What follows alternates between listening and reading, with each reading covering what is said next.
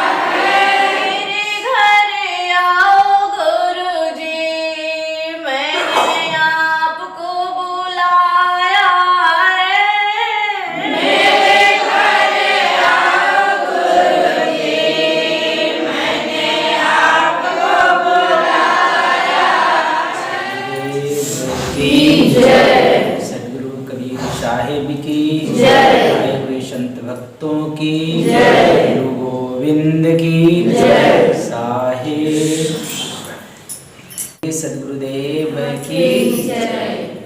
कल मैं आप लोगों को नियम दिए तो उसमें से सभी लोग नियम करते हैं कि नहीं करते? तो सभी को कोई न कोई नियम धारण करना है, सबसे पहले बात समझ लो। और मैं आज से आप लोगों को कबीरपंथ यानी सद्धर्म कबीरपंथी नियमावली के बारे में समझाएंगे कि साहिब का आखिर नियम क्या है और कबीरपंथियों का नियम क्या है, किस नियम में कबीरपंथी को रहना चाहिए। तो कल का जो नियम मिला आप लोगों को, तो उस नियम में हमें रहना है, ठीक है। अब उसमें से जिसको जो चुन लेना है कि मैं इस नियम का पालन करूँगा, वो आप पर निर्भर है। और मैं आज भी बताऊंगा और सब दिन कबीर साहब के ही बारे में चर्चा चलेंगे, जो कि कबीर साहब की गुरु परंपराओं में नियम क्या बताया गया, ठीक है।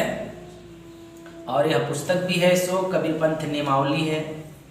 तो हम कबीरपंथ नियमावली के बारे में पहले हम समझ लें कि सद्धर्म कबीरपंथ नियमावली क्या होता है। साहब कहते हैं कि सद्धर्म कबीरपंथ नियमावली से क्या मतलब और तात्पर्य है। तो इस पुस्तक का भी नाम है सद्धर्म कबीरपंथ नियमावली।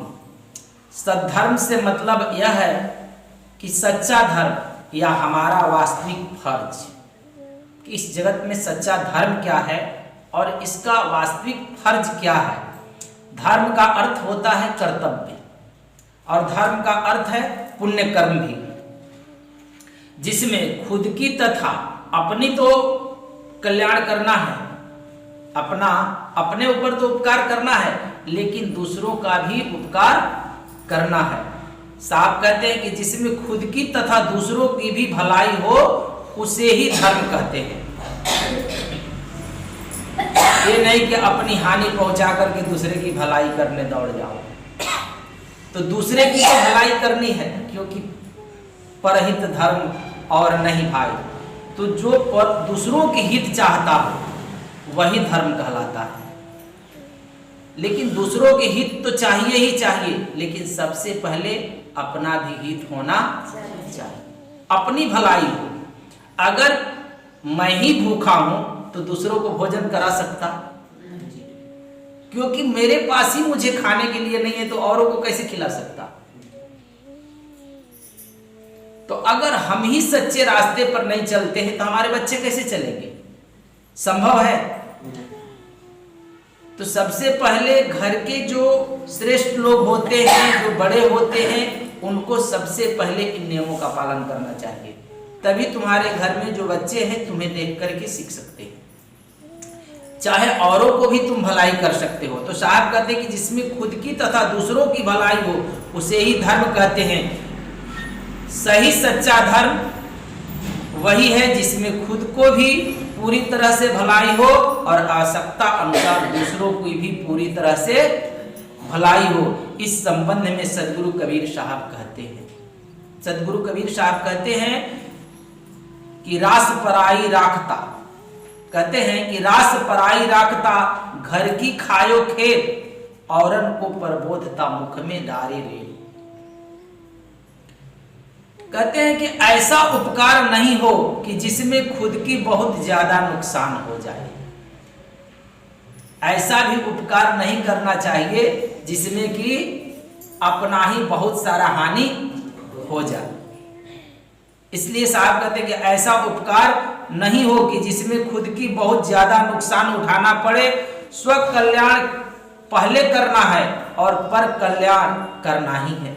ये नहीं कि दूसरे की कल्याण करना नहीं, वो तो निश्चित रूप से दूसरे की कल्याण करना है, लेकिन स्वयं का भी अपना कल्याण भी होना चाहिए।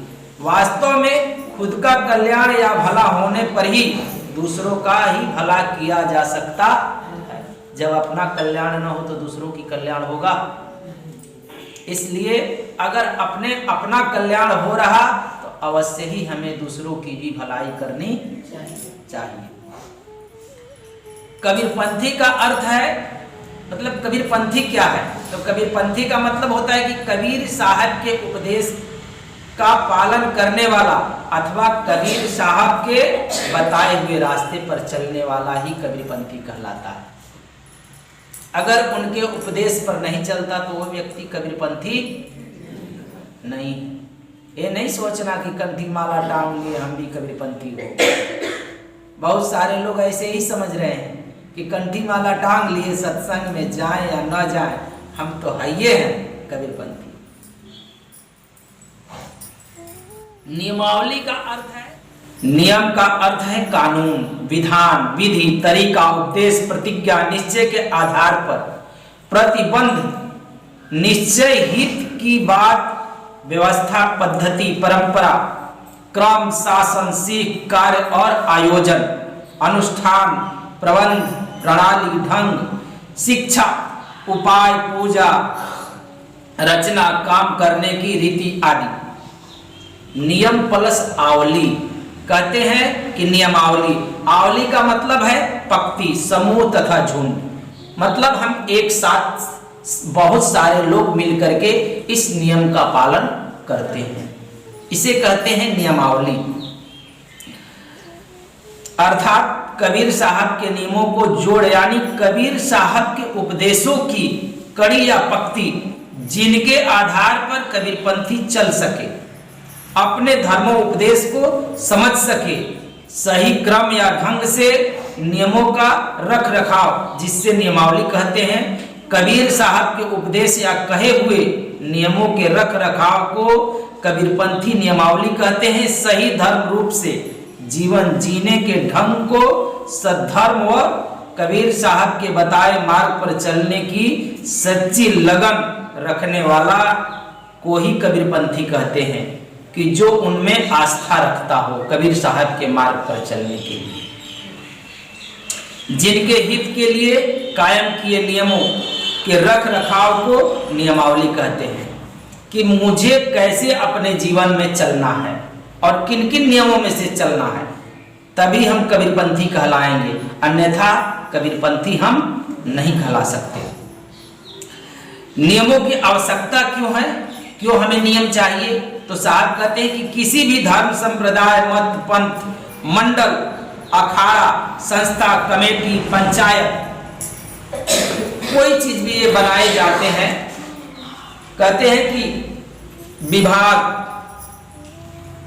काम धंधा, व्यापार, खेती, मजदूरी, नौकरी पेशा, सभा, सोसाइटी आदि की ठीक ढंग से चलाने तथा उसमें सफलता होने के लिए नियम की पूरी जरूरत होती है।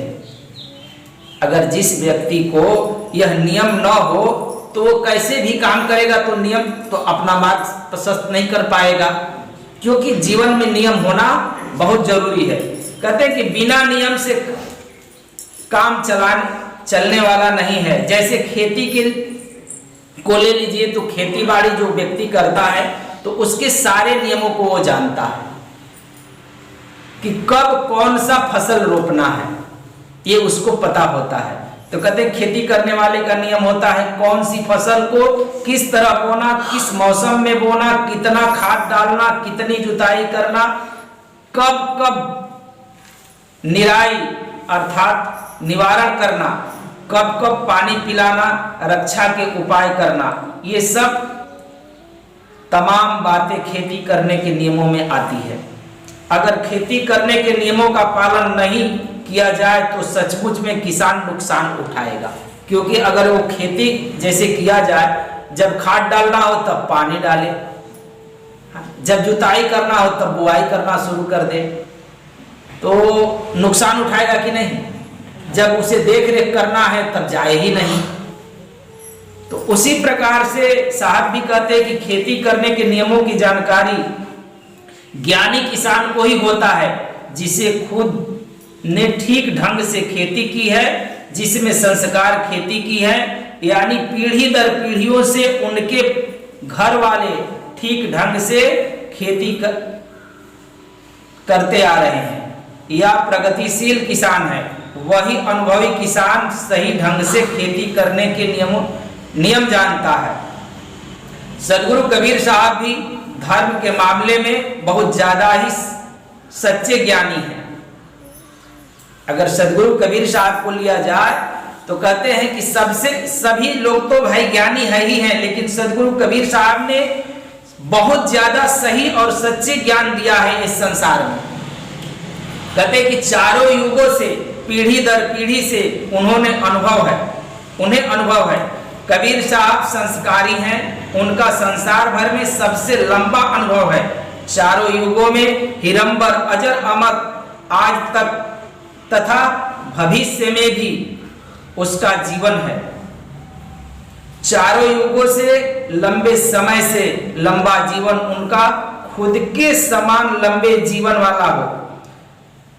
फकीर से लेकर राजा, गरीब से अमीर तथा अनपढ़ से संबंध में सच्ची रहनी गहनी से भरा हुआ उनका जीवन है। इसलिए इनके खुद के अनुदेश मानव मात्र के लिए बहुत ही जरूरी है। नियम से हो आदमी सही ठिकाने पहुंच सकता है। जैसे सड़क के बाएं तरफ चलने वाले का नियम है, अगर बाएं चलने वाला व्यक्ति सही अगर बाएं दिशा में चलता हो तो अपने मंजिल तक पहुंच जाता है, लेकिन दाहिने चले तो लोग उसे क्या कहेंगे? लोग कहेंगे कि ये तो बेवकूफ है, और दूसरे को भी रास्ते में चलने में सड़क पर डिस्टर्ब करते हैं। दूसरा भी व्यक्ति अगर दाहिने चलने लगे तो बहुत सारे लोगों को डिस्टर्ब करते हैं और एक्सीडेंट भी होने की संभावना बनी रहती है।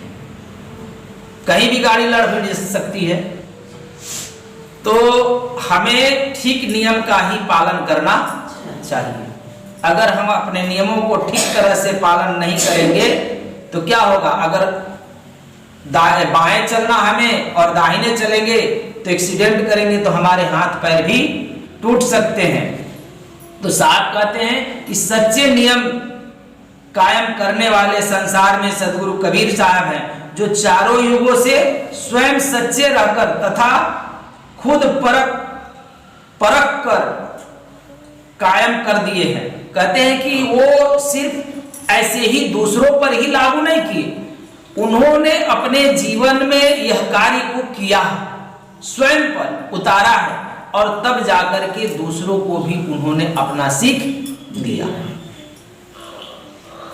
ये नहीं कि सिर्फ हमने सुन लिया और दूसरे की बातें और खुद पर उतारा नहीं और यूं ही कहते चले गए, ऐसी बात नहीं। कबीर साहब ने एक एक वस्तुओं को अपने जीवन में उतारा और जीवन में उतार करके अनुभव किया, और अनुभव कर कर इस जगत के मानव जाति को उन्होंने संपूर्ण रूप से संदेश दिया है। तो हम भी अगर गुरु के निकट जाते हैं, तो हम भी अगर सत्य उपदेश लेते हैं, तो हमें भी चाहिए कि इस नियम का पालन करें, ताकि हम भी सच्चे कबीरपंथी बन सके। साहब कहते हैं कि लोग कहे कागज की लेखी, मैं कहता आखन की देखी। इसका अर्थ ही होता है कि इस जगत के लोग तो पढ़ लिख करके बहुत सारी बातें कहते हैं, लेकिन उन्होंने कहा कि मैं तो अनुभव से, स्वयं के अनुभूति से कहता हूं, क्योंकि मैं तो दीदार किया, मैंने जाना, मैंने उसमें गोता लगाया, मैं उसमें डुबकी मारी। इसलिए साहब कहते हैं कि लोग कहे कागज की लेखी, मैं कहता हूं आखन की देखी। अर्थात साहब कहते हैं कि संसार के लोग पुराने शास्त्रों की साखी देकर के तथा ऋषि मनुष्यों और संतों की साख देकर के लिखते हैं, कहते हैं और कथते हैं, और संसारी लोग भी इन देखा देखी लिखने व कहने वाले लोगों को मानने लगते हैं और कहते भी हैं कि ये शास्त्र में ऐसा लिखा है, ये शास्त्र में ये बातें लिखी गई है, पुराणों में ऐसा लिखा है, वेदों में इस प्रकार से लिखा है। ये लोग तो खुद कहते हैं, क्यों कहते कि कागज की लिखी बातें ये कह रहे हैं, लेकिन मैंने तो स्वयं अनुभव किया, तो मैं अपनी अनुभव की बात करता हूं कि जैसा मैंने देखा, जैसा जाना, जैसा अनुभव किया, वही बातें कर रहा हूं। तो जिसे भोजन बनाने आता है वो भोजन के बारे में पूरी बात बताएगा, कि जिसने पाक शास्त्र पढ़ लिया वो बताएगा। जो भोजन बनाता है वो व्यक्ति न सही सही बताएगा, कि जो पाक शास्त्र की किताब पढ़ लिया वो सही सही बताएगा और सही सही बना पाएगा? वो नहीं बना पाएगा। इसलिए हमें अपने जीवन में अनुभव से गुजरना चाहिए। आगे सदगुरु कबीर साहब कहते हैं कि उस घटना से, उस कथन से, हिस्से से तथा उस लेखन से, सिलसिले से कबीर साहब गुजर चुके हैं। जो बातें कह रहे हैं कबीर साहब दूसरों के लिए, तो कहते हैं कि ये सारे जीवन की कथा और व्यथा से वो गुजरे हैं और गुजर करके ही यह संदेश दे रहे हैं। इसलिए साहब कहते हैं कि वचन हमारे लिए अथवा जीवन मुक्ति चाहने वाले इन्हीं भक्तों के लिए इस प्रकार से नियम होते हैं। ये नियम ही जीव को सही रास्ते पर लाते हैं। इन नियमों को जीवन मुक्ति चाहने वाले भक्तों के लिए पूरी पूरी आवश्यकता या जरूरत होती है। जिन्हें की सत भक्ति और सद्धर्म पर चलना है, उनको कहते हैं साहब कि इसी नियम का पालन करना चाहिए। जीव बंधन से छूटने के लिए नियम आवश्यक है। अगर अपने जीवात्मा का कल्याण करना है तो वह मानव को नियम पूर्वक ही जीवन जीना चाहिए। साहब कहते हैं कि यह काल माया बड़े प्रपंची है। सदगुरु कबीर साहब के उपदेश की काल माया से जीव को बचाते हैं। सदगुरु कबीर साहब का जो उपदेश है, तो ये इसलिए उपदेश है कि तुम काल के जाल में फंसोगे। इस काल के जाल से हमें बचाने के लिए ही सदगुरु कबीर साहब ने इस संसार में इस मनुष्य जाति को सत्य उपदेश दिया। कहते हैं कि पहली बात तो यह भी है कि कई लोग जिंदगी भर गुरु बनाते ही नहीं, कभी नहीं बनाते हैं। बहुत सारे लोग हैं कि पूरी जिंदगी जी लेते हैं और गुरु बनाते नहीं है, और कहते हैं कि परमात्मा का नाम तो घर बैठे ही लिया जा सकता है। हमारे पास भी एक व्यक्ति परसों रोज आए थे, तो बहुत सारी कथाएं कहते थे और बहुत सारे मानव जाति के संबंध में कहते थे। लेकिन मैंने जब पूछा तो कहते कि गुरु की क्या जरूरत है, हम भी किताब पढ़ लेते हैं, हमें भी जो जानकारी लेनी होती है शास्त्रों में जानकारी मिल जाती है। बहुत सारे आजकल तो टीवी चैनल पर भी आते रहते हैं, तो वहां से हम जानकारी पा जाते हैं और हमें चलना रहता है। तो आजकल लोग घर बैठे ही सभी शास्त्रों को पढ़ लेते हैं और कहते हैं कि गुरु की कोई जरूरत नहीं है। वो घर बैठे ही कहते हैं कि हम सब कुछ जान लेते हैं और अपने मन से ही हम सब कार्य करते रहते हैं अपने घर पर बैठे बैठे।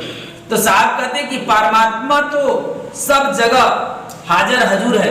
ऊपर से लोग कहते हैं कि परमात्मा हर जगह मौजूद है, अब उसके लिए तो कहीं जाना नहीं, तो हम अपने घर बैठ करके ही उस भगवान का सुमिरन करते रहते हैं। मुझे गुरु की क्या जरूरत? तो लोग भी ऐसे हैं। लेकिन साहब कहते हैं कि इसी भूल में संसार के करीब करीब 95% लोग ऐसे ही कर रहे हैं कि जीवन में उन्होंने गुरु धारण नहीं किया और अपने जीवन में अपने मनमानी ही चलते रहते हैं। कहते हैं कि हमें गुरु की कोई आवश्यकता नहीं है। बिना गुरु के परमात्मा कैसे मिल सकते हैं? बड़े अचंभव की बात है, बड़ी अचंभा की बात है कि परमात्मा जो है बिना गुरु का कभी मिलता नहीं, चाहे तुम लाख उपाय कर लेना। अब आप सोचिए कि पहला क्लास से लेकर के और BA MA अपना घर बैठे बच्चे को वो सारी किताबें पढ़ा करके और पूरा विद्वता प्राप्त करा दो, क्या उससे डिग्री और मान्यता उसकी होगी? उसकी मान्यता होती है कभी? कि घर बैठे ही हम एक क्लास से लेकर के MA MSc सारी किताबों को ला करके और घर बैठे मैं पढ़ा करके एकदम ब्रिलियंट बना दिया, एकदम विद्या एकदम वो कंठस्थ भी कर लिया है, तो उसकी मान्यता नहीं दी जाती। सरकार कभी उसकी मान्यता नहीं देती है, क्योंकि उसके लिए उसको सर्टिफिकेट का होना बहुत जरूरी है। या चाहे बच्चा एडमिशन करा ले और कभी स्कूल ना जाए तो कभी पढ़ पाता है? वो भी कभी नहीं पढ़ पाता। स्कूल में तो एडमिशन कराना ही है, लेकिन स्कूल में पढ़ने भी जाना है। विद्यालय में एडमिशन करा लिया तो वहां पढ़ने भी जाना, ये निश्चित रूप से। अगर घर बैठे सोचता है व्यक्ति कि हम सब कुछ जान जाएंगे तो ये संभव नहीं। इसी तरह से परमात्मा का यह नियम है, चाहे तुम अपने हिंदू धर्मों के शास्त्र को उठा करके पढ़ लो या चाहे मुसलमानों का कुरान उठाकर पढ़ो, उनमें तो साफ साफ लिखा हुआ है कि बिना गुरु का कभी परमात्मा मिलता नहीं और ना ही किसी मानव जाति का उद्धार है, कभी नहीं है। अब हिंदू धर्मों का शास्त्र उठाओगे तो लिखा है कि गुरु बिनु भवनि दुत्तरहि न कोई, रामायण में गोस्वामी जी लिखते हैं। और कहते हैं कि गुरु बिनु भवनिधि तरहि न कोई, जो विरंचि शंकर सम। तुम शंकर के समान तपस्वी भले ही क्यों न बन जाओ, लेकिन गुरु के बिना कभी मुक्ति होती नहीं। तो जो लोग बिना गुरु किए ही और घर में शास्त्रों का बहुत सारा अध्ययन कर लेते हैं और जो जाकर के बिना अनुभव से गुजरे, अर्थात उसके स्वाद की उनकी कोई खबर नहीं है और अपने मनमानी ही नाम लिए चले जाते हैं, तो साहब कहते हैं कि इनका कभी उद्धार होता नहीं है। ये व्यक्ति सदा ही निगुरा कहलाता है। साहब कहते हैं कि ये लोग जो होते हैं फर्जी सर्टिफिकेट भी दे देते। देखते हैं प्राइवेट वाले घर पर ही अगर तुम फर्जी सर्टिफिकेट बनवा लो, नहीं फर्जी सर्टिफिकेट नहीं चलते हैं। तो सरकार के यहाँ जब नौकरी चाकरी मिलती है तो वहां पर क्या होता है, पकड़े जाते हैं। तो यहाँ भी लोग कुछ लोग होते हैं, एक महात्मा भी हमारे पास आए थे, उनको पूछे थे कि शायद कमई के थे, कमई गांव का थे, तो वे ललकी वस्त्र पहन लिए थे और टीका त्रिशूल सब मार लिए थे, शास्त्र की बातें बहुत करते थे। मैंने पूछा कि कभी गुरु धारण किए? कहते हैं कि नहीं। तब कहे कि ये भेष किसने आपको दे दिया? कहते कि ये पहन लेते हैं, हमको शांति। एक दिन सोए थे रात्रि में, मैं 2 साल के लिए भेष छोड़ दिया था, तो परमात्मा ने कहा आकर के कि तूने भेष क्यों छोड़ दिया, तुमको क्या कमी कर दिया मैंने? बोला कि धन्यवाद, आपकी तो महिमा अपार है। उनको परमात्मा मिले और कहे कि तुमने ये भेष क्यों छोड़ दिया। तब से मैंने क्या किया कि वो फिर से अपना भेष छोड़ने की बात नहीं कर रहे थे साहब, स्नान करने की बात कर रहे थे। नहीं भेष ही निकाल दिए थे 2 वर्ष के लिए। भेष नहीं साहब, भेष की बात नहीं कर रहे थे, कि बिना नहाए हुए मैंने खाना शुरू कर दिया। वो तो बिना नहाए खाते ही थे, लेकिन भेष भी पालना छोड़ दिए थे। तो ये जो है ये अपने मनमानी ही बहुत सारे लोग जो हैं इस संसार में ऐसे ही ठग विद्या करते हुए चलते रहते हैं।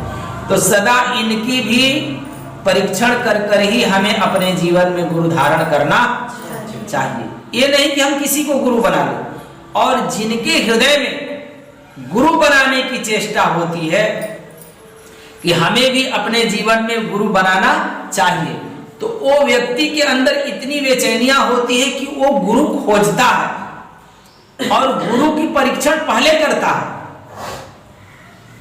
सबसे पहले क्या करता है? गुरु की परीक्षा करता है, और जब उसके परीक्षा में गुरु खरा साबित होता है तभी व्यक्ति, जो होशियार व्यक्ति रहता है, तभी जाकर के उससे दीक्षा लेता है, अन्यथा दीक्षा नहीं लेता। तो कुछ लोग होते हैं कि बिना गुरु किए जो चलते हैं, तो वो व्यक्ति कहते हैं, क्या कहलाते हैं जी? निगुरा कहलाते हैं। और निगुरा व्यक्ति को कभी मुक्ति नहीं है। कहते हैं साहब कि निगुरे आदमी अगर घर बैठे परमात्मा का नाम लेगा तो वह परमात्मा को कभी मंजूर नहीं होगा। इसलिए साहब कहते हैं कि बिन गुरु माला फेरता, बिन गुरु करत है दान। बिना गुरु का दान भी करना व्यर्थ ही जाता, और बिन गुरु दान हराम है, पूछो वेद कुरान।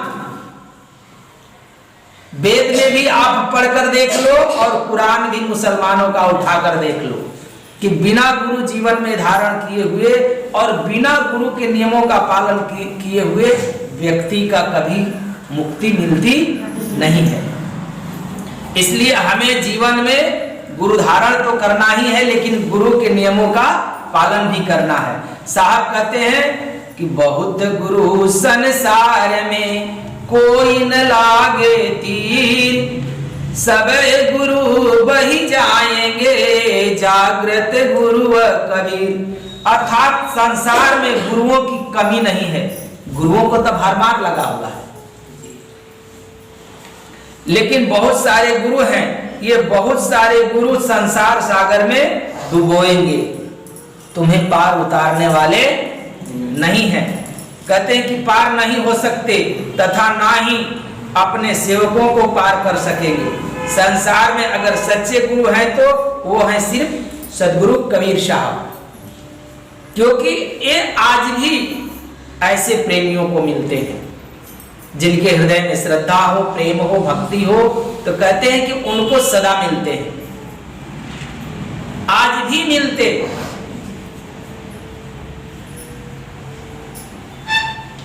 इसलिए कहते हैं कि जो स्वयं यानी खुद प्रकाशवान है, जगे हुए और शरण में आए हुए को भी प्रकाशित करने तथा जगाने की हैसियत रखते हैं। अब सवाल उठता है कि वर्तमान समय में कबीर साहब के नाम से तो अनेक पंथ चलते हैं, यहाँ पर तो कबीरपंथियों का भी भरमार है, बहुत सारे नाद बिंद वचन वंश चलते रहते हैं। अभी रामपाल जी भी चल रहे हैं, गरीबदास की परंपरा भी चल रही है, तो बहुत सारे नाम दीक्षा देने वाले गुरु लोग भी घूम रहे हैं कबीर पंथ में। तो कहते हैं इनमें भी असली नकली की पहचान क्या है, बहुत ही जरूरत का यह मार्ग गंभीर सवाल है। और साहब कहते हैं उत्तर में आसमान के तारे चंद्रमा, कहते हैं कि उत्तर आसमान के तारे चंद्रमा या आधी रात में चमकते हैं, परंतु अंधेरा इनसे पूरा मिटाता नहीं। जब सूरज उदय होता है तो अंधेरा तो तुरंत साफ हो जाता है, परंतु तारे चंद्रमा ग्रह आदि भी नहीं दिखते, मानो कहीं छिप गए हों। सूर्य में परमात्मा ने बहुत ही तेज प्रकाश दे रखा है कि सूर्य के सामने तारे चंद्र यह आदि नहीं टिकते। कबीर साहब कहते हैं कि तारों की सभा में बैठ के चंदा बड़ाई खाए, उदय भया जब सूर्य का सब तारा छिप जाए। अर्थात साहब का कहने का परम उद्देश्य है कि इस संसार में जो नकली गुरु लोग घूम रहे हैं, साहब कहते हैं कि जो नकली गुरु लोग घूम रहे हैं, तो शिष्यों के अर्थात जिनके पास कोई ज्ञान नहीं है, वहां तो बैठ करके वो अपनी बड़ी बातें कर लेते हैं, लेकिन जब ज्ञानियों के बीच में जाते हैं तब उन्हें पता चलता है कि इनके पास ज्ञान है कि किसी विवेकी पुरुष के पास जाने के बाद पता चलता है कि ये ज्ञानी है कि नहीं, ये अनुभव से गुजरे हैं कि तभी मालूम पड़ता है, पहले मालूम नहीं पड़ता। जिस प्रकार से कहते कि रात्र के अंधेरे में देखते हो तारे में भी चमक होती है कि नहीं? अंधेरी रात्रि में तारे में भी चमक होती है, लेकिन तारा क्या रात के अंधेरा को दूर कर पाता है? नहीं कर पाता। लेकिन जब इसके बीच में एक चांद आ जाता है तो बड़ा ही तारों के बीच में शोभायमान होता है, नहीं होता? जब चंद्रमा निकलता है तो बड़ा मुस्कुराता है कि देखो तुम्हारे प्रकाश से अंधेरा दूर नहीं हुआ, लेकिन जब मैं आया तो देखो ये अंधेरा धीरे धीरे दूर होने लगा। तो उनकी सभा में, तारों की सभा में बैठ करके चंद्रमा अपनी बड़ाई खाता है, लेकिन जब सुबह होने लगता है और धीरे धीरे उदय होने के बाद में सूरज आगमन होता है तो देखते हैं जब साफ होने लगता और फिर सूरज का आगमन होता है तो फिर चंद्रमा की क्या रह जाती है? फिर तो शर्म ही खाने लगता कि सूर्य के सामने तो इसकी कोई प्रकाश मालूम नहीं पड़ता। तो सूर्य के सामने तो इसकी प्रकाश कोई कार्य ही नहीं करती।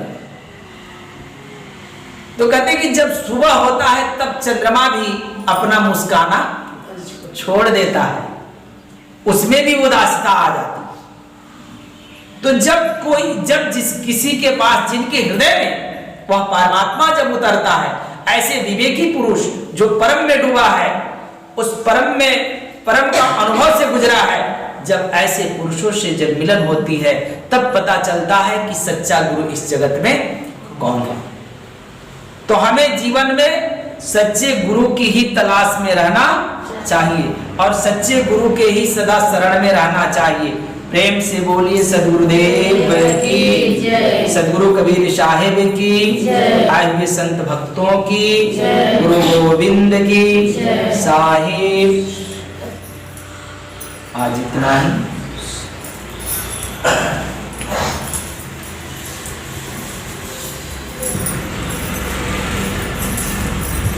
आप लोग एक भजन गाइए और कल से जल्दी आइएगा, तभी कुछ सत्संग हो पाएगा।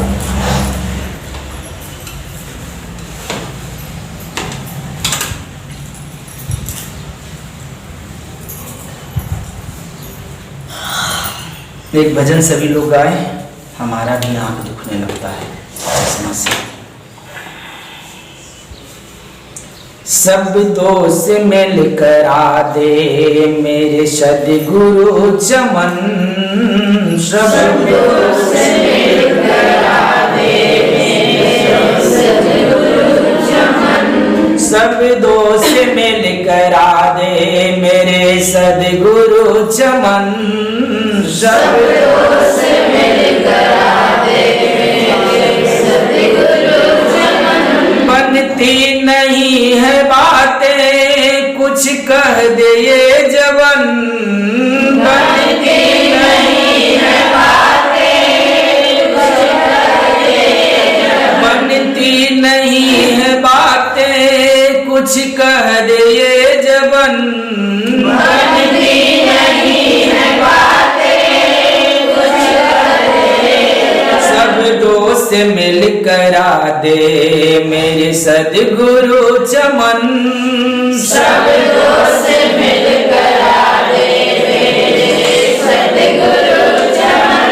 तूने ही कुछ दिया तो बदला मेरा जीवन, तूने ही कुछ दिया तो बदला मेरा जीवन, तूने ही कुछ दिया तो बदला मेरा जीवन, तूने ही कुछ दिया तो बदला मेरा जीवन। तू ही दया करेगा तो होगी मेरी भजन, तू ही दया करेगा तो होगी मेरी भजन, तू ही दया करेगा तो होगी मेरी भजन, तू ही दया करेगा तो होगी मेरी भजन।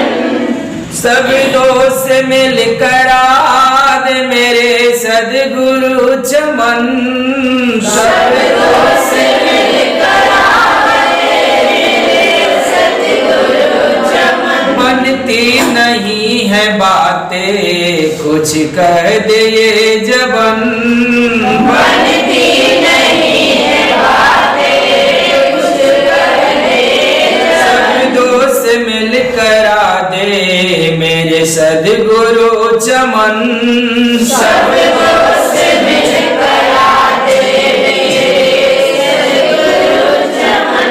संतों के बीच बैठूं सुनूं तेरी ही वचन, संतों के बीच बैठूं सुनूं तेरी ही वचन, संतों के बीच बैठूं सुनूं तेरी ही वचन, संतों के बीच बैठूं सुनूं तेरी ही वचन। सेवा करूं मैं उनकी करूं पूजन, सेवा करूं मैं उनकी करूं पूजन, करूं मैं उनकी करूं पूजन।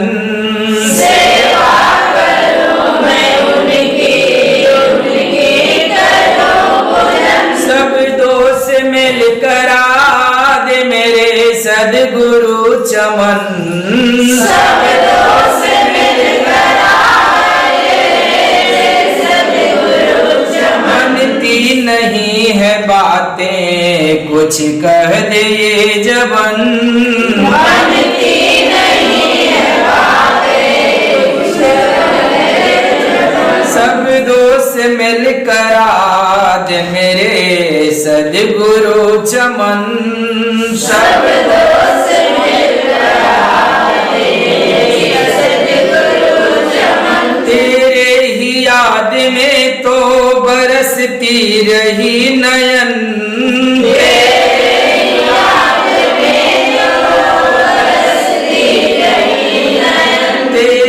ही याद में तो बरसती रही नयन।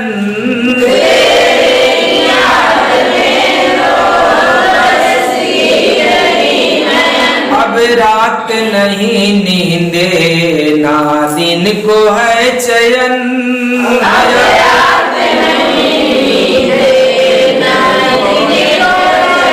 अब रात नहीं नींदे ना दिन को है चयन।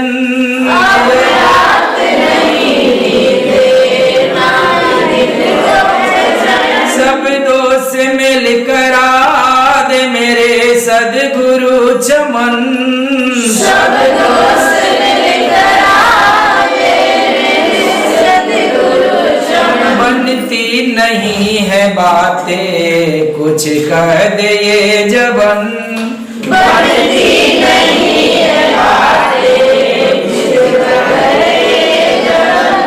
परमात्म गुरु पुकारा नाम रख के ही रमन। परमात्म गुरु पुकारा नाम रख के ही रमन। परमात्म गुरु पुकारा नाम रख के ही रमन। परमात्म गुरु पुकारा नाम रख के ही रमन। सुधीरे संभल के आना यटपट है ये चढ़न। सुधीरे संभल के आना यटपट है ये चढ़न। सुधीरे संभल के आना यटपट है ये चढ़न। सुधीरे संभल के आना यटपट है ये चढ़न। सब दोष मिल करा दे मेरे सद्गुरु चमन। सब दोष मिल करा दे मेरे सद्गुरु चमन। बनती नहीं है बातें कुछ कह दे ये जबन। बनती नहीं है बातें कुछ कह दे ये जबन। सब दोष मिल करा दे मेरे सद्गुरु चमन। सब दोष मिल करा दे मेरे सद्गुरु चमन। प्रेम से बोलिए सद्गुरुदेव की जय। सद्गुरु कबीर साहिब की जय। आए हुए संत भक्तों की जय। गुरु को